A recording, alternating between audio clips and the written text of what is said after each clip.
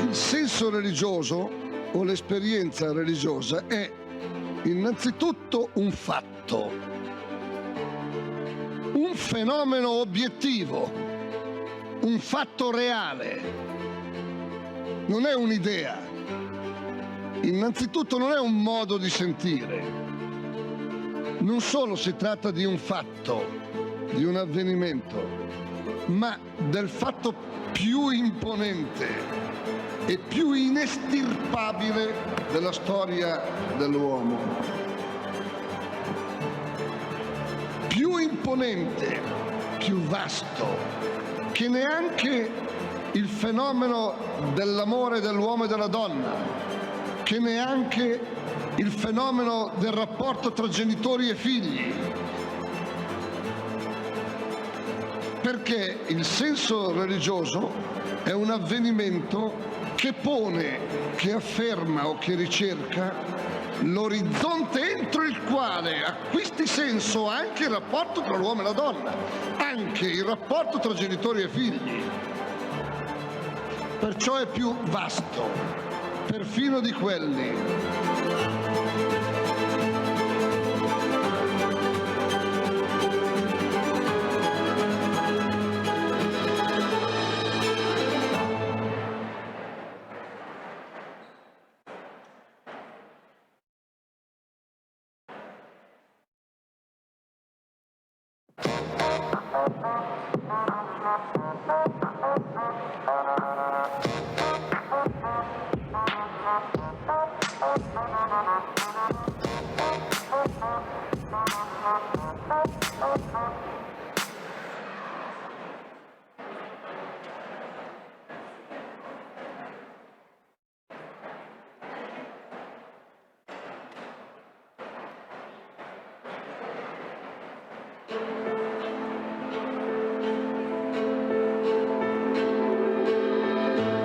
Il senso religioso o l'esperienza religiosa è innanzitutto un fatto,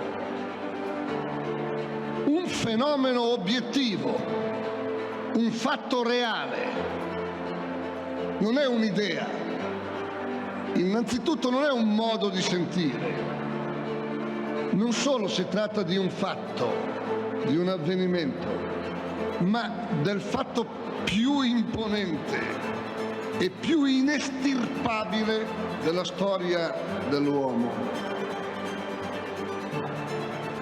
Più imponente, più vasto, che neanche il fenomeno dell'amore dell'uomo e della donna, che neanche il fenomeno del rapporto tra genitori e figli.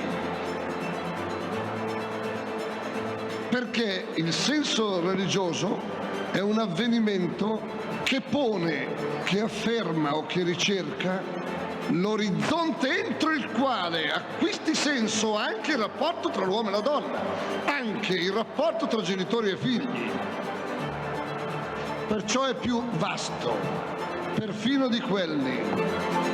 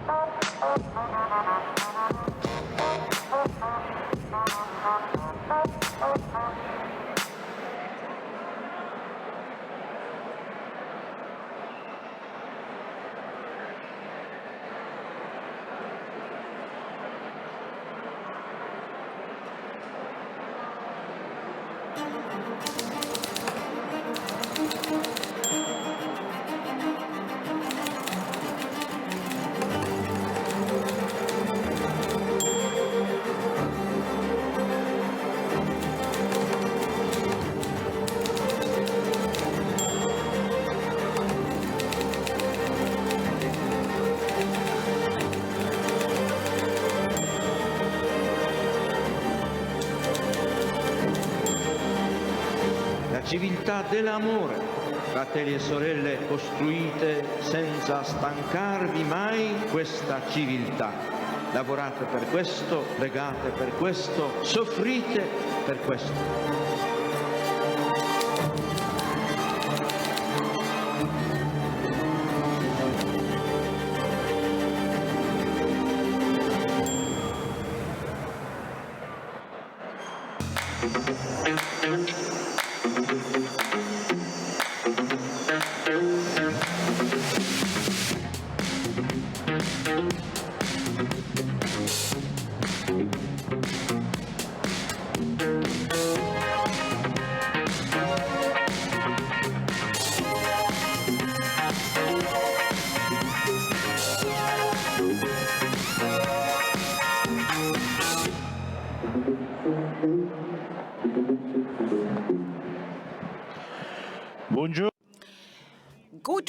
Good morning, everyone, and welcome. Welcome to everyone here and to all those that are connected online.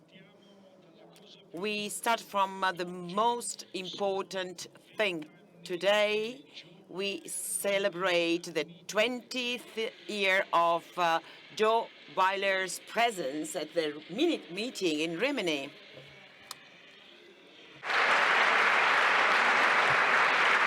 Ora, penso che non ci sia fatto più evidente. Well, I think this is the best way to introduce the theme of this meeting, Friendship in the Bible. So this is the grace that has been given to our lives. The opportunity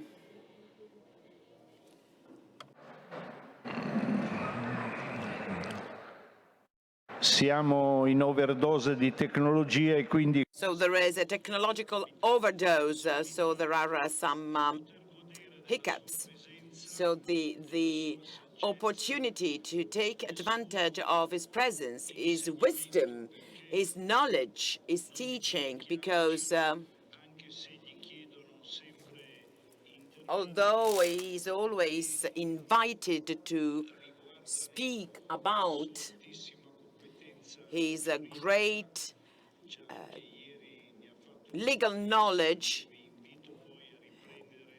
he already had a speech yesterday. I invite you all to listen to it online.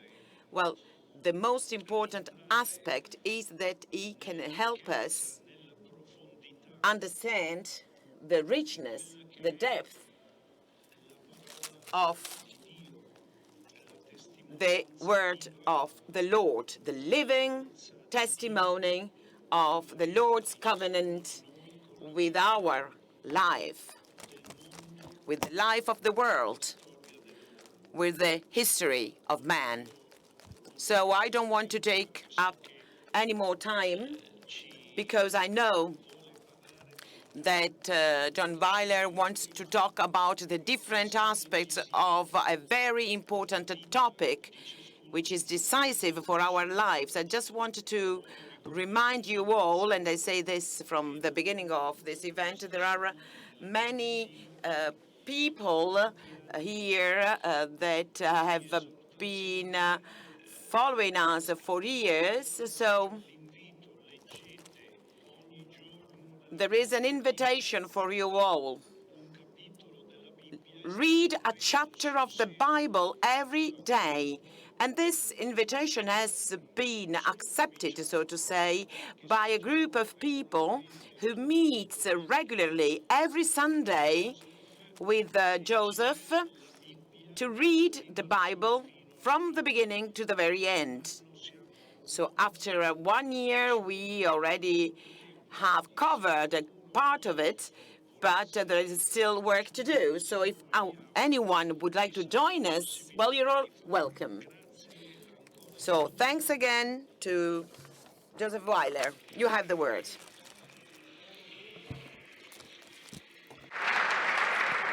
Grazie, Don Pino. Thank you, Father Pino. And, as usual, I am really thrilled to be here. An hour ago, one of the journalists here at the meeting interviewed me and asked me, Professor Weiler, what is friendship to you? And I said, do I have to answer in 10 seconds to this question? So, well, I said, coming to the meeting in Rimini for 20 years, that is what friendship is to me. So what are we going to do today? Friendship in the Bible. That is the friendship between human beings and friendship between God and human beings. So starting with the friendship between human beings, we can see that there is some kind of game at play between friendship and love. Because, you know, people often ask, is he your lover? And one might answer, no, it's just a friend. So there is a distinction between love and friendship. But there is really a very subtle difference between these two concepts. And another important topic in the Old Testament, the authentic Testament, is the relationship between or among brothers and friends. Once again, a very subtle play. The relationship between brothers should be, in a way, stronger, but the Bible has some doubt on this. So I'd like to start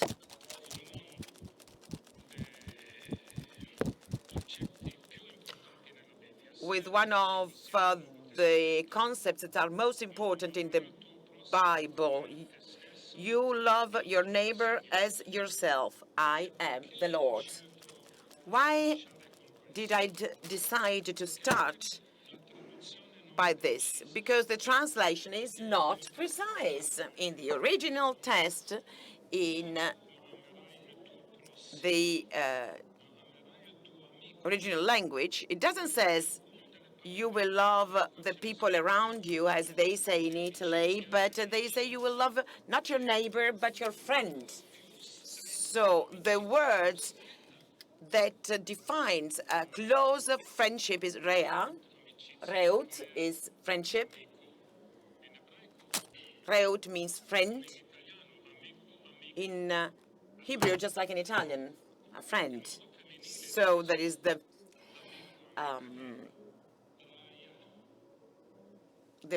masculine and the feminine word. Raya means, however, wife. So that means that the relationship with a wife is a very, very close friendship. So,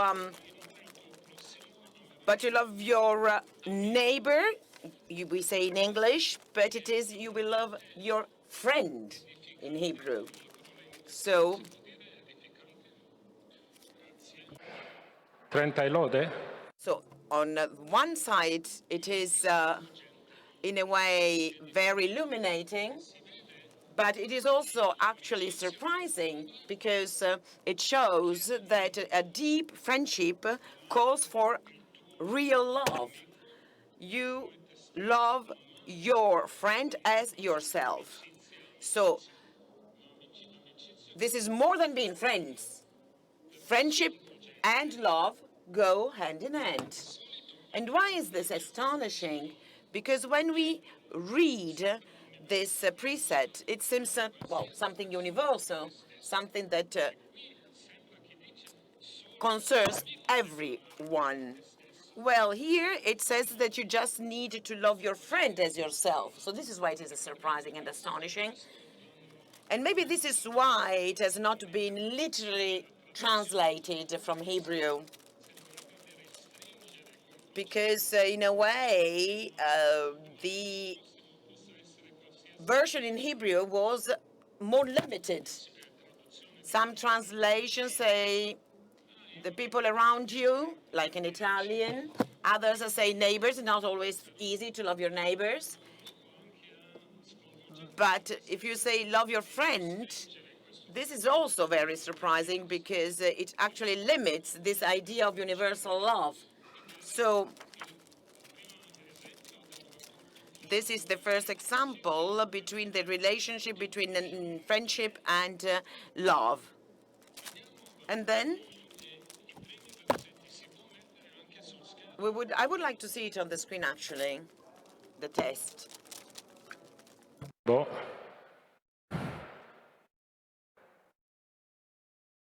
Avanti. Avanti. Ecco. Here we are. So, friends and brothers and sisters. And so we go to the Proverbs. In all the books of the Bible, the Proverbs talk a lot about friends.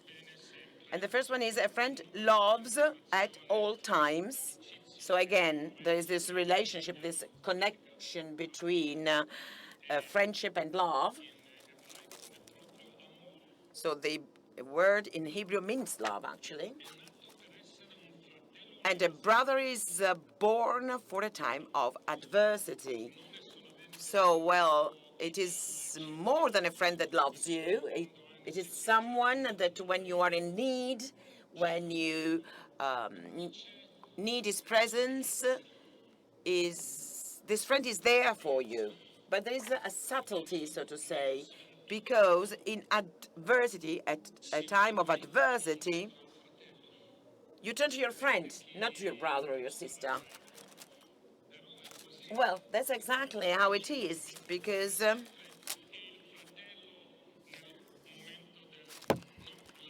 it says in Hebrew, it says that a friend in time of adversity is like a brother. So the brother here is the model of a very close friendship. So a friend in a time of adversity is like your brother, because we expect from our brothers to be there when we are in need. So that's the first step. Let's move on.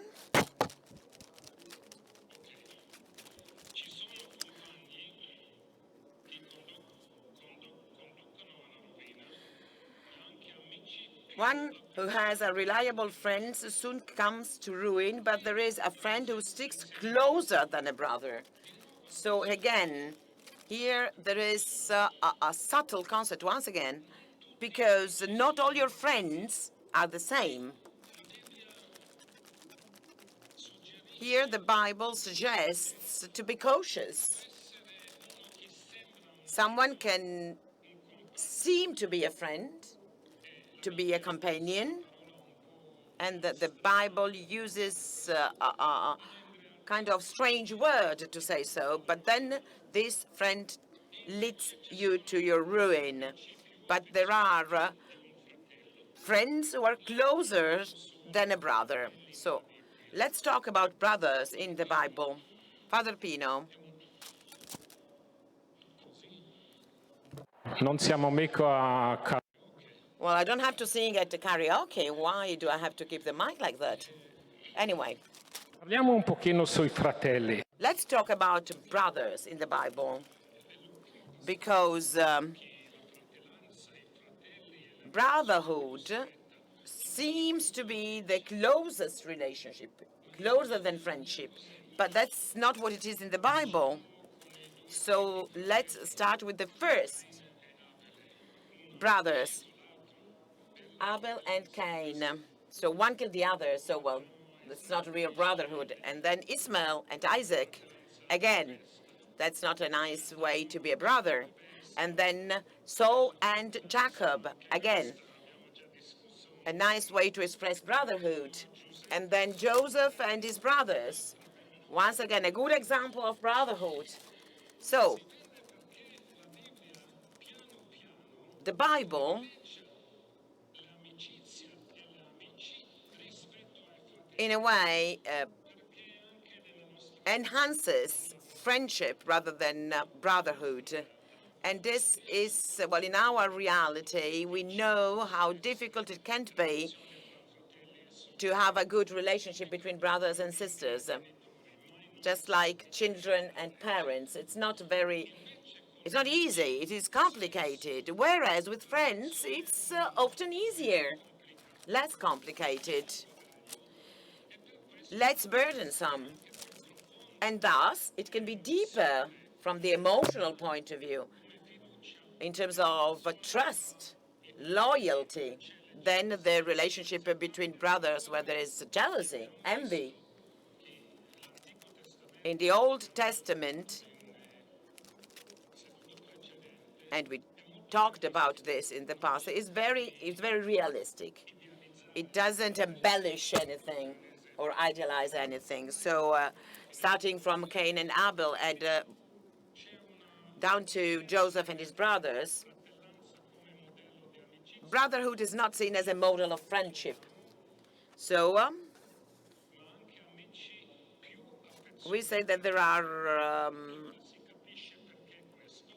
friends who stick closer than a brother, because who read the Bible knows that brotherhood can be complicated. The relationship between brothers can be complicated. Friendship can be very deep and close, but there are friends who can also lead you to your ruin. Let's move on to number 3.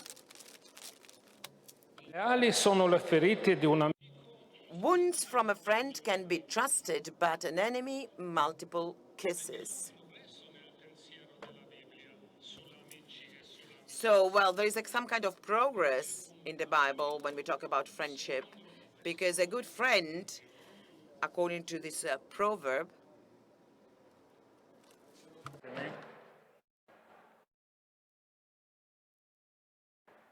Non vuol dire uno che sempre ti fa bene. that doesn't mean that a friend is always someone that is kind to you. Sometimes a good friend can put you in front of a very difficult reality, can actually hurt you, telling you things that you wouldn't want to listen to. So wounds from a friend can be trusted. So we can expect from a friend that he or she doesn't always say, yes, I agree with you. Sometimes friends can say something that goes against our will. And if they do so, they are good friends because they put us in front of uncomfortable realities. Whereas the kisses of an enemy cannot be trusted. Someone who tells me, you're great, you professor, you're great, well, I don't trust them. And then there is a very poetic expression. That's why I have included it. Perfume and incense bring joy to the heart. The Italian pronunciation is difficult here, but anyway. And the pleasantness of a friend springs from their heartfelt advice. So here again, this is a step forward, because it shows that a friend is not only there when we need him, but is someone who really touches our soul. So this is why I have included this proverb.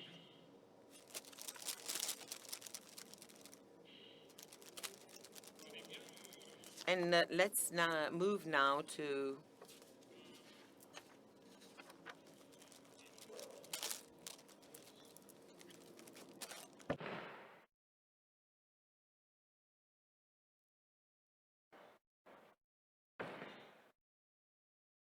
Meglio un amico vicino.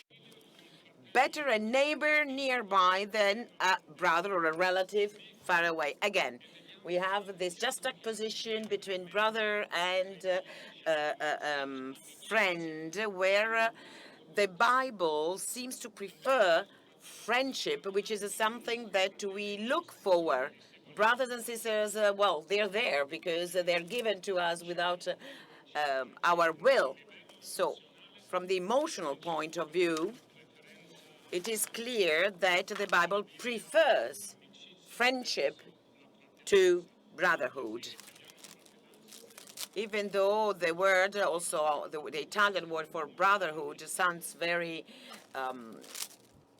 important, very strong. So that was the part on the relationship between human beings. So to summarize, there is a delicate relationship between friendship and love. So it says you love your friend or your neighbor like you love yourself. And then there is this relationship, this thought, which is very, very brave and realistic. Brother and friend, where the Bible prefers friendship over brotherhood. Let's move now to a different kind of friendship, the friendship with God. Again, another proverb. And here there is a clear difference between the Old and the New Testament. But let's start with the Old Testament. It's number 4. For the Lord detests the perverse, but takes the upright into his confidence or in his friendship. Once again, the translation here is not precise, it's not 100% correct, because for the Lord detests the perverse, but the perverse is correct in terms of translation, whereas takes the upright into his confidence. Well, in the text in Hebrew, the expression is stronger. It really means confidence. It means trust more than friendship. Sog. It means more than friendship. Friends with whom you share your most secret thoughts. So there is first an expression of a relationship that goes beyond friendship. It's a relationship of confidence between the Lord and the human being. And then, obviously, there is a kind of condition, a prerequisite. This confidence can be given only to the upright, those who follow the Lord. These can be friends. These can be people with whom God has a relationship of confidence. Now some examples from the Bible. Who were the real friends of the Lord? I have chosen Abraham, who is the father of all peoples. So the friendship among peoples, this is the theme of the meetings of the, well, I think Abraham is a good example.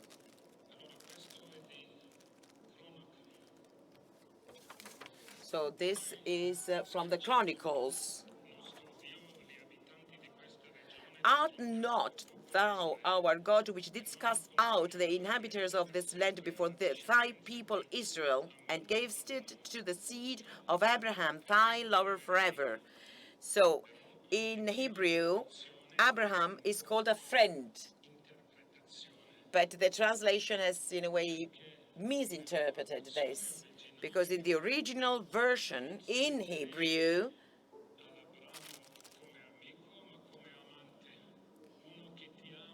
Abraham is someone who loves you, who loves God in this case. I don't know why the translator had this problem, because it is not a word like lover in the erotic sense. It is really a reference to love rather than friendship when it is described the relationship between Abraham and the Lord. But we have already noticed that In the Old Testament, friendship and love are very strictly connected, so it is very difficult to distinguish one from the other. So let's go back to what we said before: love your friend as yourself. And then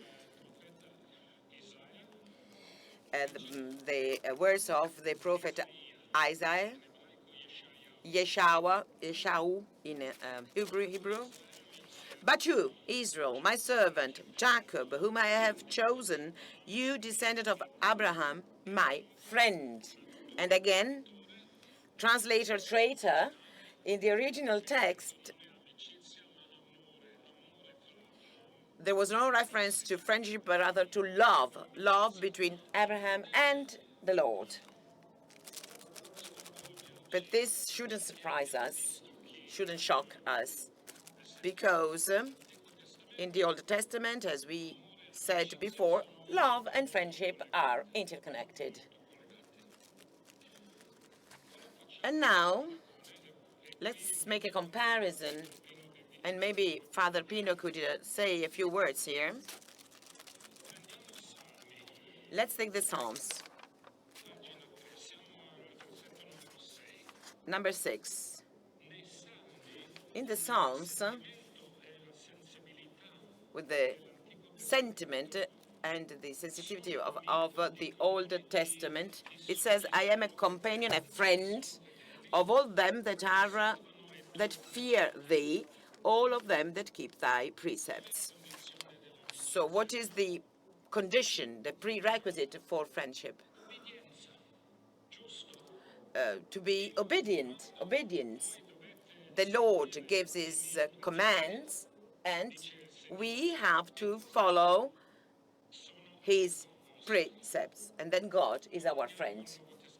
Let's go now to the New Testament, because here I think there is a more sophisticated, a deeper perception of the friendship between the human being and the Lord. Let's start with John 13:13. You call me teacher and Lord, and rightly so, for that is what I am.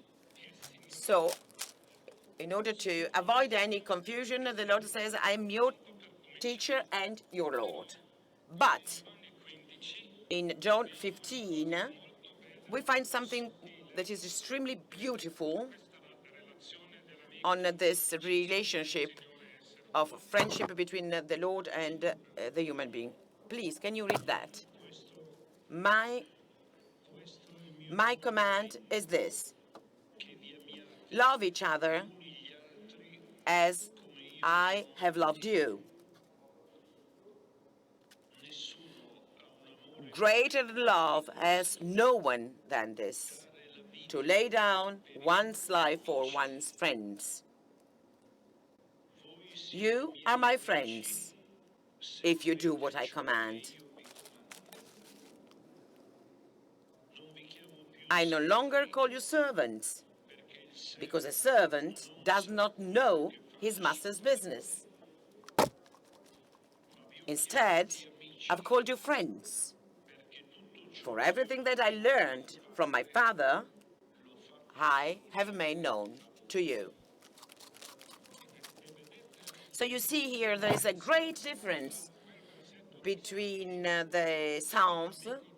I am a companion of all of them that fear thee and of them that keep thy precepts. So this is the concept of obedience. But here, it is something else.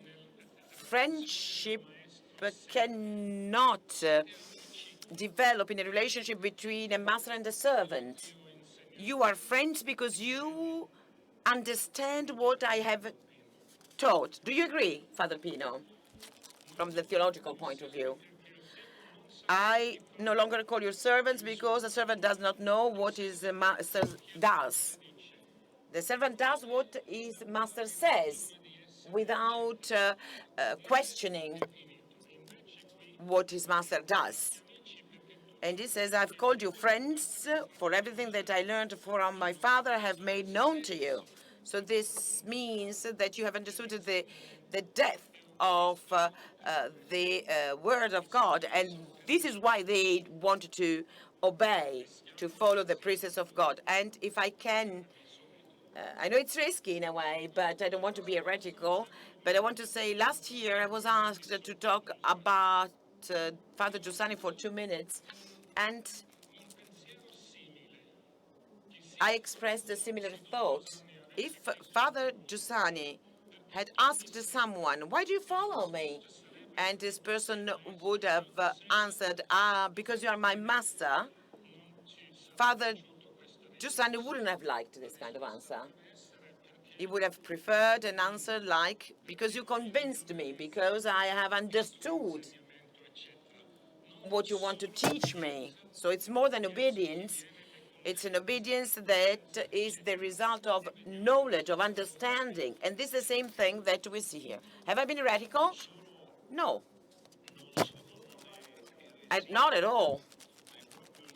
This is rather the focus of what Father Giussani always said. You don't have to follow me for who I am, but for the experience that I live,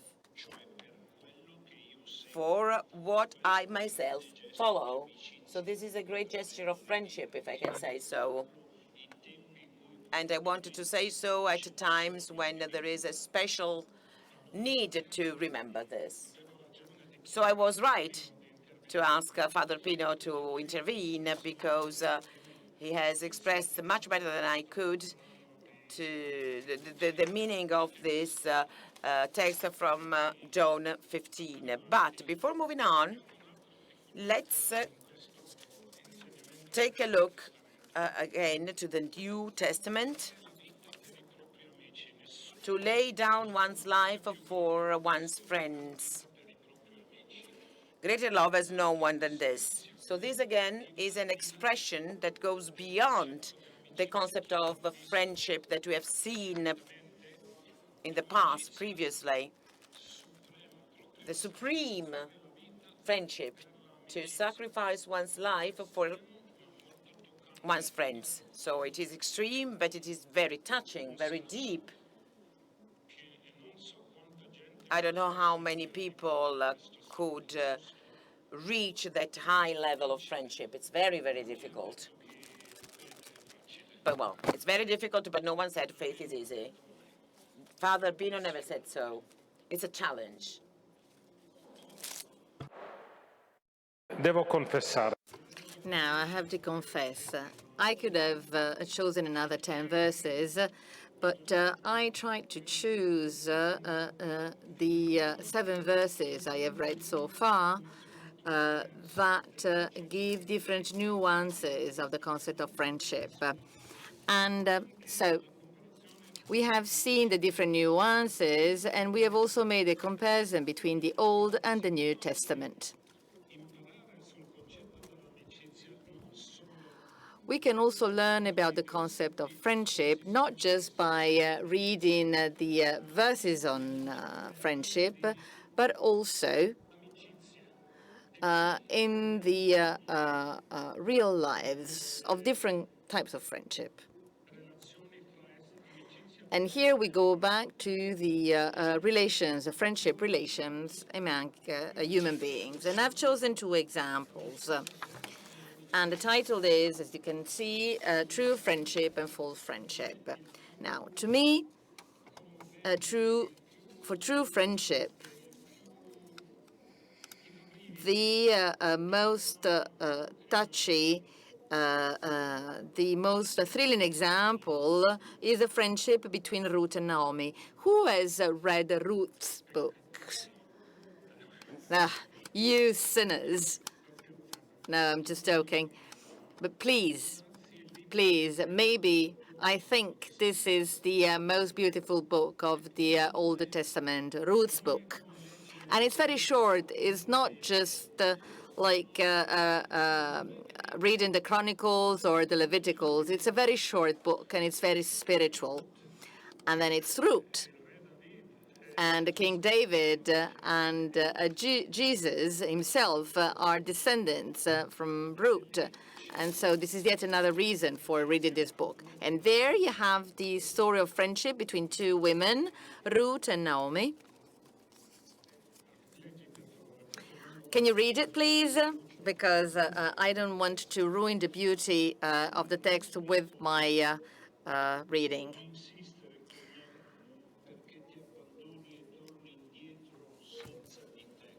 But Ruth replied, "Do not insist with me, because you are abandoning me, and you go back without me. Because where you will go, I will go. Because where you will stop, I will stop. Your people will be my people, and your God will be my God. Where you will die, I will die, and I will be buried. The Lord can punish me as he wants. If other thing than death will separate me from you." Let's remember that in Ruth's story, Ruth married Naomi's son who died. And so she doesn't want to go back to her land, and Naomi says to Ruth, "Stay here because you have a life in front of you. You can find another man, another husband. Don't ruin your life. Just come in with me." And that was Ruth's reply. And to me, this is a pure friendship, real friendship. This is a very moving example, in my opinion.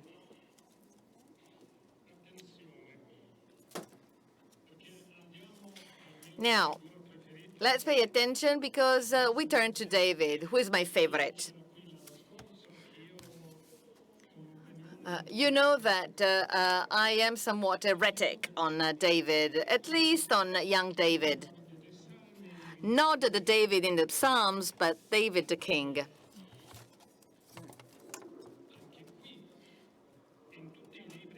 Again, in all the books I have read, what I'm going to read is the real example of a true friendship. But to me, this is false friendship. And I would like to defend my position. I'm going to read it to you first. Please, Father Pino, can you read it? After David had finished talking with Saul, Jonathan became one in spirit with David, and he loved him as himself. From that day, Saul kept David with him and didn't let him return home to his family. And Jonathan made a covenant with David because he loved him as himself. Now, first comment, he loved him as himself. Now, we go back to the Leviticus, love your friend just like yourself. Jonathan, therefore, respects that precept. So there can be no greater friendship than this, we could say, because it really follows the precept of Leviticus 19, love your friends like yourself. But why am I somewhat skeptical on this?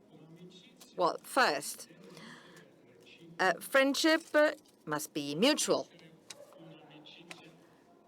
It cannot be a one-way direction. Real friendship is a relation between two people.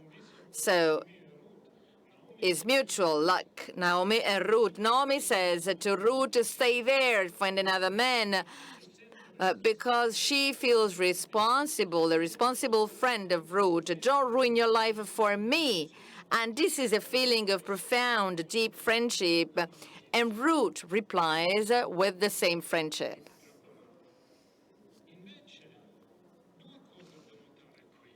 But here I have a couple of remarks. Jonathan was 30 years older than David.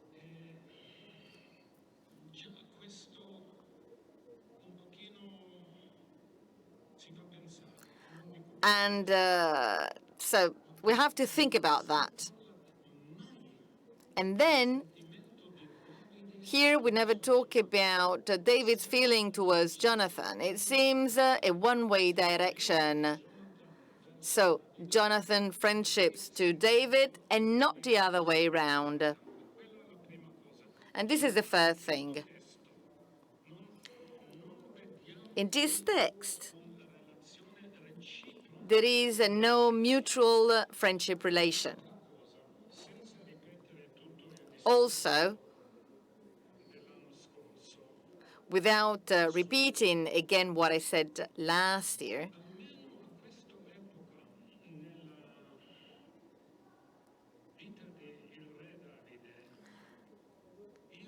in the life of King David, I believe that this person was not able to be friends with others. Let's remember what happened with Matzebea's husband, Uriah. Uriah was David's loyal friend. And what did David do with his loyal friend? He gave him to death. He gave him to death. And even with Jonathan, so I do invite you, if you haven't read Samuel's book, which is the second most beautiful book of the Old Testament, please read it. It's really worth reading it. Because you can see that in David's relation with Jonathan, David always behaved using Jonathan for his own purposes. To him, this friendship was instrumental. He used him to defend from Saul, to fight against Saul. So he used his friendship, even Jonathan's love, for his own purposes. And to me, this is the opposite of the friendship between Ruth and Naomi, which was not instrumental at all. That friendship was not instrumental. I studied David a lot, so I don't know whether I have to continue studying it, because every time I'm studying David, I find things that I don't like.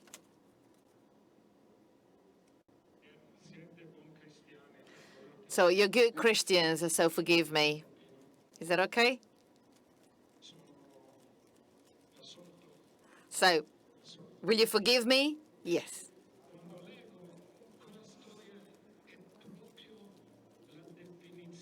That story as a definition of instrumental friendship. To me, this is no friendship. And I could find no examples on David where friendships were not instrumental, because he was used to using friendships for his own purposes. Maybe at the end of his life, he regretted it. If you look at the Psalms, you can read about David looking for grace. But before, he was very harsh. He was very narcissistic. And to him, it was always an instrumental friendship. Instrumental friendship, to me, is no friendship at all. Now, let's come to an end.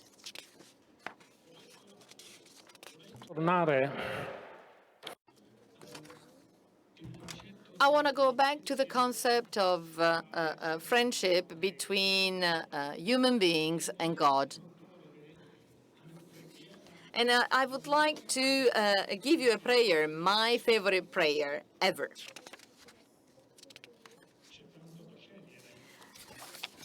Many prayers, there are many prayers we can choose from. And each one of you can wonder, what is my favorite prayer? The one that I love most. And this is my favorite prayer. I don't want to be too long here, and I just gave you the first paragraph. This is just the first paragraph. But if you look in the internet, you can find the full prayer. And in our tradition,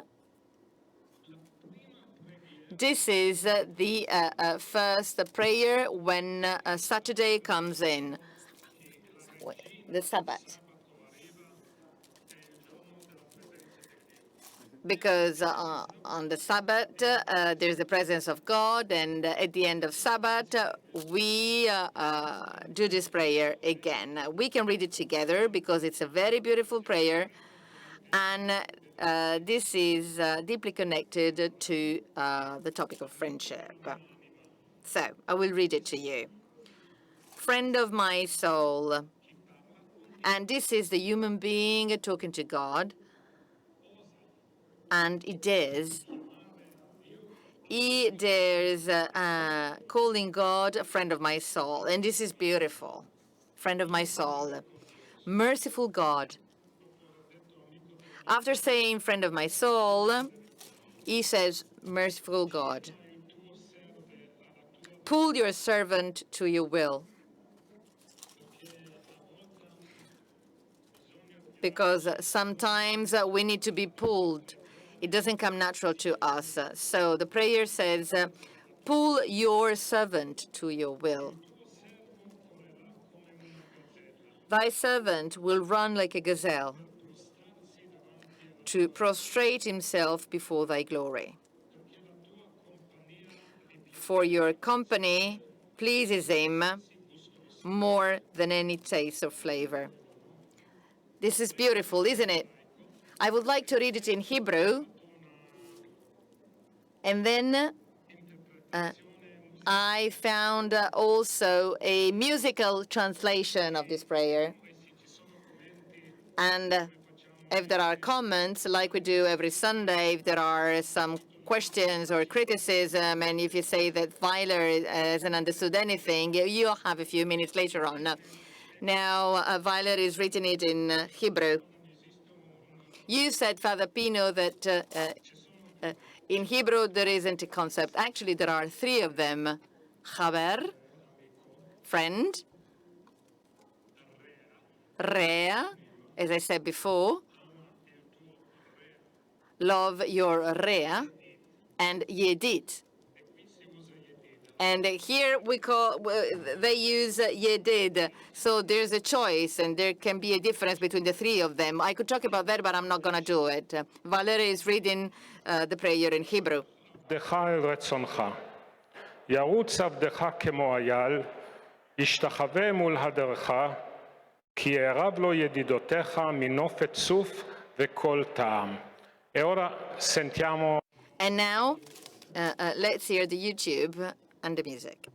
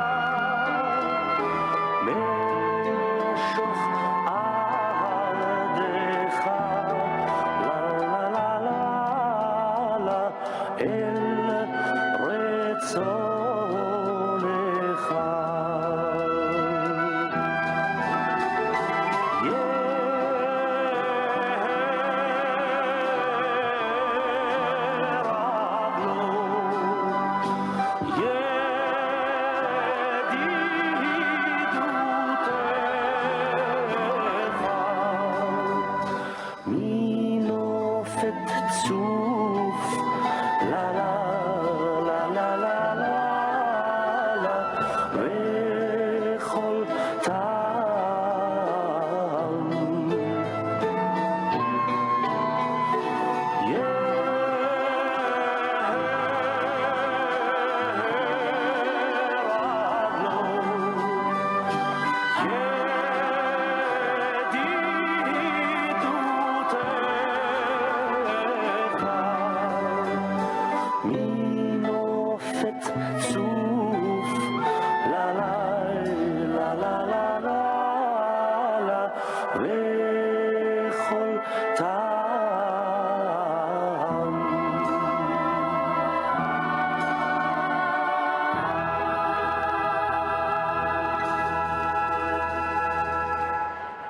Quando la mia figlia lo So when my daughter is singing that, it's much more beautiful.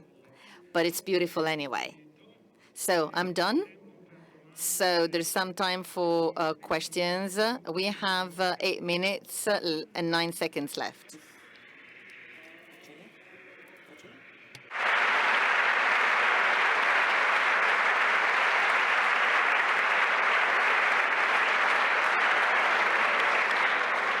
E quando qualcuno ti dice, ma io sono... And if someone tells you you're just, I'm just like your brother, you have to answer, I prefer you to be my friend. Mario Maggioni, naturalmente. Dai. Mario Maggioni, of course.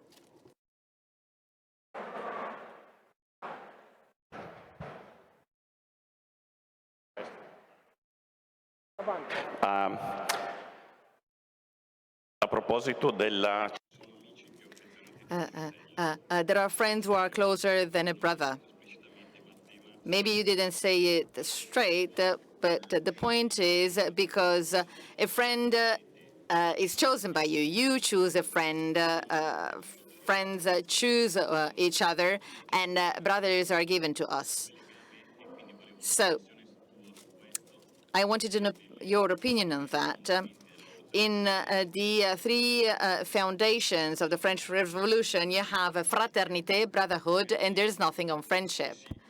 Just like saying that friends were not choosing one another, but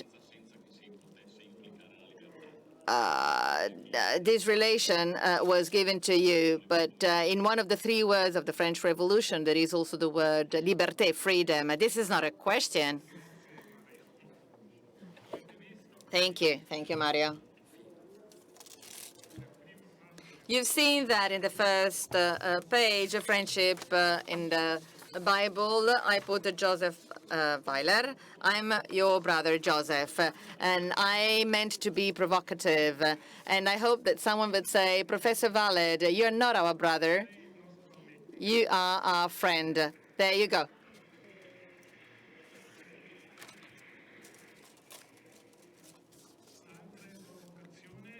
Any other questions or comments? What is the difference between friendship and knowledge? I know many people whom I hate.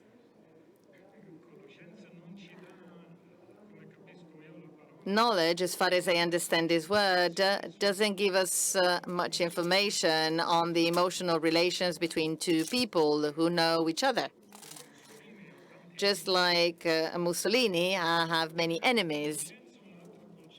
Knowledge is a different concept. When there is knowledge, you could ask yourself, is this knowledge friendship or profound friendship? Is this love? There can be different emotional implications. This is the relation between friendship and knowledge. Knowledge is neutral. You don't say anything about the emotional relations between two people if you know someone. I wanted to ask something. If David is, as you described, was a sort of traitor, was more of a traitor, why did God choose David? There must be a reason why God chose David.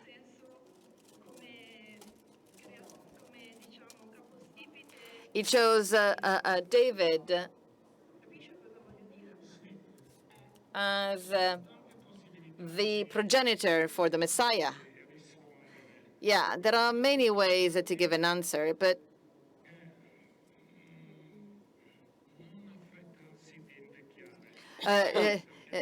don't be in a hurry to get old. There's a saying whereby we say, it's better a sinner than regrets than a person that has never made sins. And David has infringed at least 3 of the 10 commandments, and this is why he was chosen by God. Worldwide, he was a big king, a great king, but from a spiritual perspective, maybe he was the example that even the greatest sinner can regret, just like David. This is one of the possible answers to your question, which is quite legitimate. I asked myself the same question many different times. Thank you. Thank you. We now need to come to an end, so we have one last question. Otherwise, my wife will divorce from me. Weiler, can I ask a question? Just one last question. Okay, you do it. Otherwise, I cannot go back with my wife. She will not let me.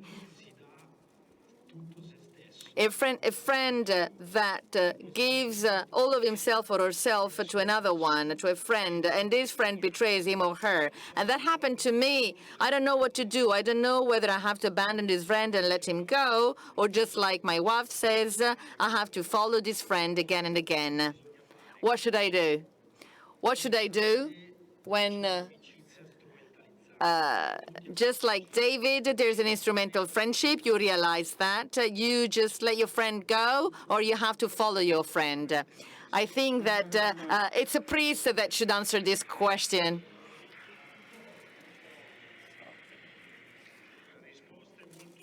Well, the answer is quite simple.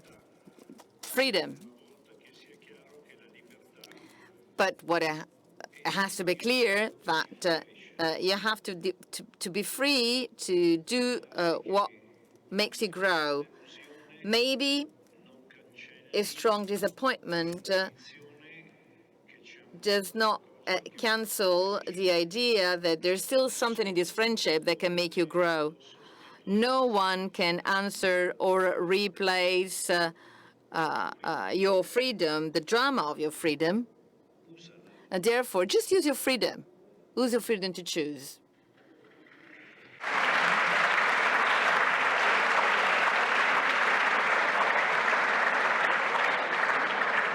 Mentre terminiamo. While we're coming to an end, I just want to remind you that we have to be thankful because Joseph always manages to drag us into this wonderful experience of a God that mixes and mingles with our life. So without reducing the mystery, we can really become ourselves while in relation to God. We can be even more human beings. We can be more tender. And therefore, we can be more willing to learn to love and be more open to learn to love.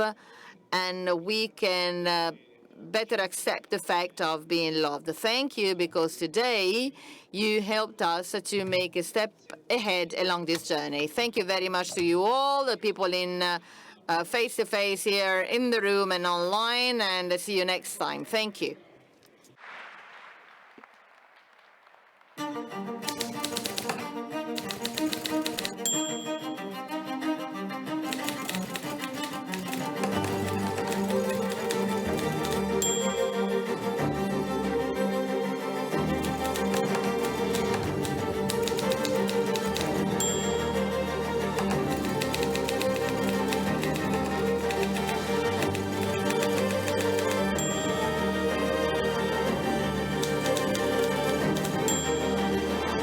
la civiltà dell'amore.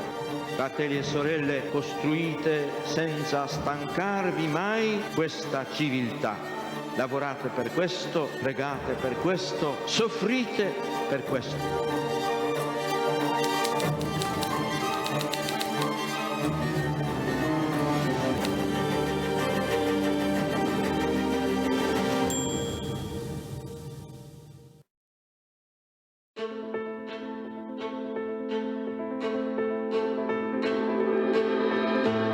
Il senso religioso o l'esperienza religiosa è innanzitutto un fatto,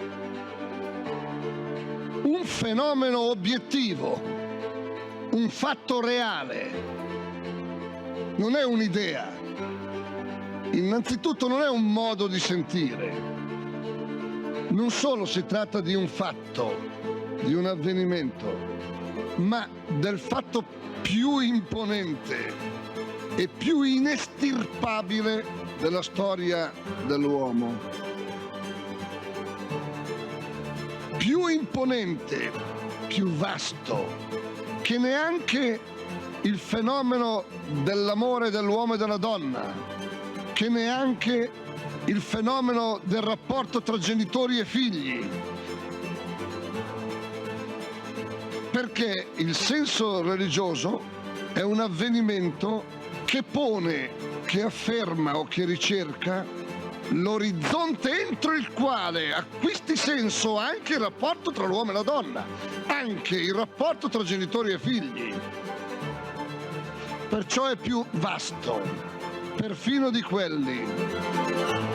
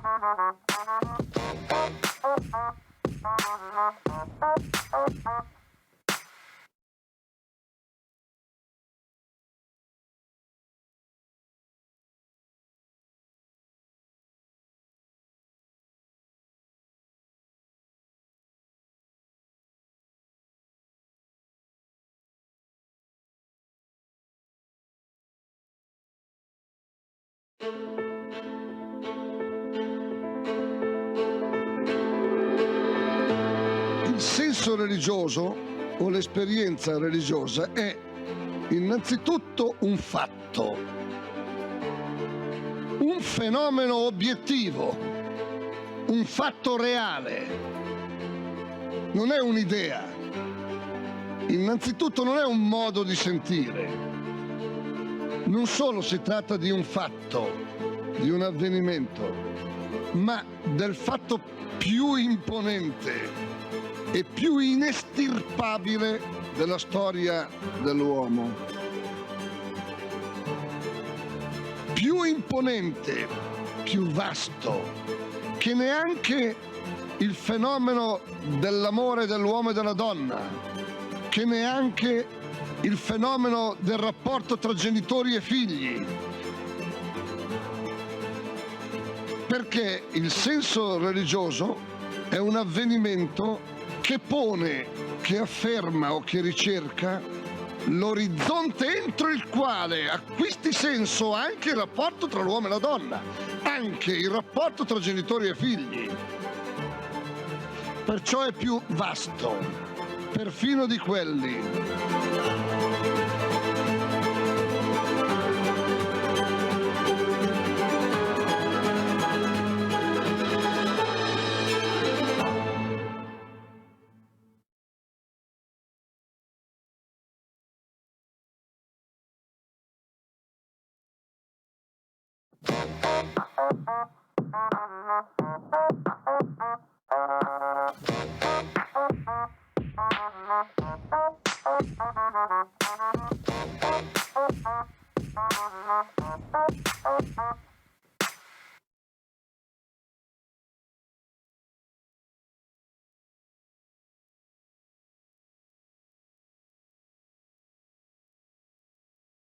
Thank